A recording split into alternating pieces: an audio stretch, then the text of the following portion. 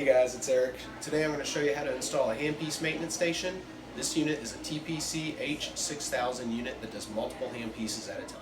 First, turn off the air at the valve. Next, I always like to start with a fresh cut on the hose. This gives you an even, flat surface.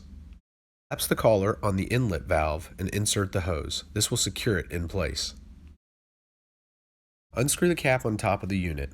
This will give you access to the oil chamber. Use the supplied funnel to pour the maintenance oil into the chamber.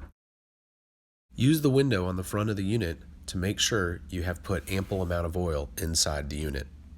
Plug in the electrical cord and turn on the air supply. Load the door with the supplied oil catching mats. This catches any residual oil that comes out of the handpiece.